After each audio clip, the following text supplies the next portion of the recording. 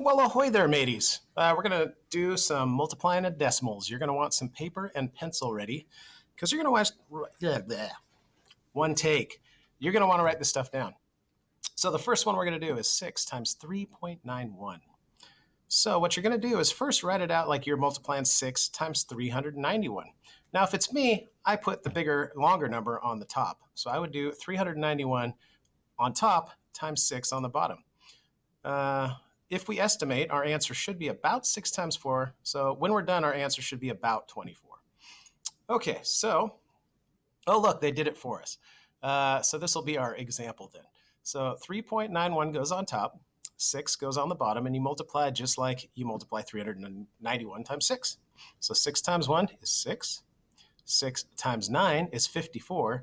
The 4 goes down here, carry the 5 up. 3 times 6 is 18, plus the 5 is 23. Okay, so this is just like multiplying regular numbers. The only trick is we have to count how many spaces this decimal is over from the right. So this decimal is over 2 spaces from the right. So our answer, we're going to put the decimal over 2 spaces, so it's 23.46. All right, so now B, you're going to do on paper, go ahead and write it out right now. If it were me, I would put the 0.016 on top and the 3 on the bottom. Okay, so now multiply it out. And what do you get without worrying about the decimal? So what answer would you get without having to even worry about the decimal? Okay, so hopefully you said 48. Okay, so now the trick is, how many spaces do we have to move the decimal place over in our final answer? Okay, if you said 3, you are correct. So let's see what that looks like here. Oh, back to that first question. We were right. Okay. So 3 decimal places is correct, which means we're going to have to add a 0 after, or on this side of our 48. So it ends up being 0.048. That is our final answer. Our estimate here is about 0, and that's really close to 0. So that is the correct answer. Okay, example 2. Do 4.8 times 3 on your paper. Make sure you have the decimal spot in the correct location. And what answer did you get? Okay, hopefully you said, hey, it's not showing up here. It just doesn't want to go. All right, well, hopefully you said, what would that be? 14.4, because that is the correct answer for A, is 14.4. Okay, now for B, go ahead and try this one out. Again, I would put the 45 on top and then put the 0.00 in front of the 45 and the 5 on the bottom when you lay it out. Okay, I really don't know why my stuff is not showing up here. It's strange. Okay, and then for B, what answer did you get? Well, let's find out. Here's a quick little video showing you how to solve that one. See if I can figure out how to go full screen on this puppy. Oh, there we go. All right. Carry the 2.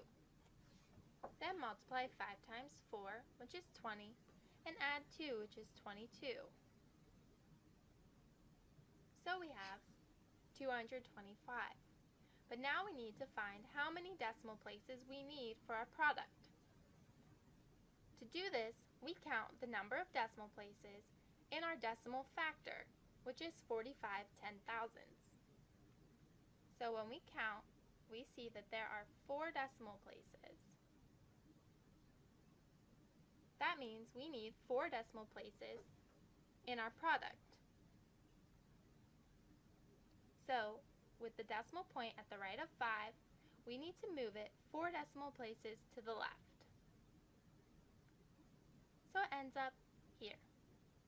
Then we fill in with zeros to complete our decimal. So now we have a product of 225 10,000ths. So we found that 45 10,000ths times 5 is equal to 225 10,000ths.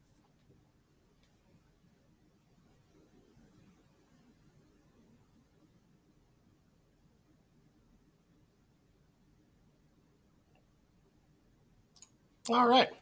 If you have any questions about multiplying, if you are challenged with the multiplying of big numbers, you should stop by during our live time so that we can, or after our live time, so that we can help you out on demand.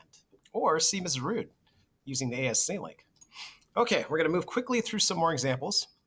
So a dime is 1.35 millimeters high. And the question is, how high is a stack of 100 dimes? So what math problem would we use to solve this? Yes, we would do 1.35 times 100. So that's what we're going to multiply. Again, line it up, multiply it out, and because the decimal's over 2 spots, our answer, once we multiply this out, has to be over 2 spots. So how would we say this? How high is a stack of 100 dimes? What is our final answer? So we would say 135 millimeters high. Okay, next example. Again, write this down. You're going to have to do this on your own. So multiply 4.8 times 7.2. Ooh, tricky. We have decimals in both numbers. What do we do? So first, write it out. And our estimate is going to be about 35. So our final answer will be about 35 when we're done. So we write it out. I kind of wish it wouldn't show you the whole thing after right here, but that's okay. So they put the 4.8 on top and the 7.2 on the bottom. It doesn't matter. So they multiplied it out and they got 3,456. Here's the trick now. This decimal's over 1 spot in the 4.8, and this decimal's over 1 spot in the 7.2. So we add those together. So 1 plus 1. Our final answer, we move it over 2 spots. So 34.56. Okay, now it's your turn. For B, write this down, try it yourself, and good luck. Okay, let's see how you did. Oh, that's, again, our reasonable answer for the first one. Okay, so this is going to be a really tiny number. So our answer should be really, really tiny, close to 0. Hopefully you wrote it out like this. You can just put the 5 on the bottom because it's really only a single digit that you're multiplying out. So I would have done exactly what they did here. And notice 1 decimal place for the 3.1, 2 decimal places for the 0.05. So a total of 3 decimal places in your final answer. So 0.155, which is really close to 0. Completely reasonable. Okay, example 4, multiple choice. What is the value of 2.44 times the quantity of 4.5 minus 3.175? What operation do you have to do first here? We do have to subtract first because it's in the parentheses, and we have to do parentheses first. So what happens when you subtract 4.5 minus 3.175? Okay, hopefully you said that was 1.325. So now you're going to multiply 2.44 times 1.325. And what is your final answer? Okay, oh look, they did all that for us. 3.233 is the final answer.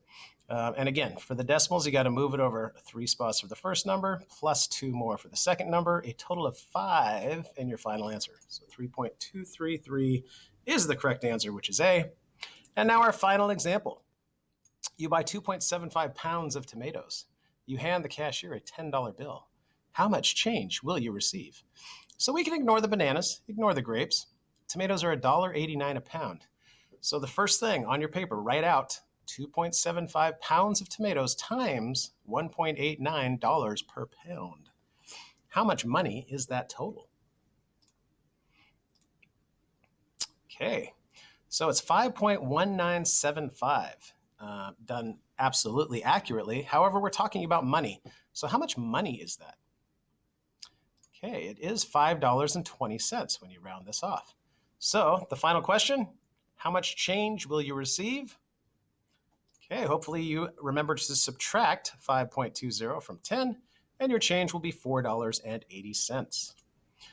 All right, so now it is your time to practice on big ideas.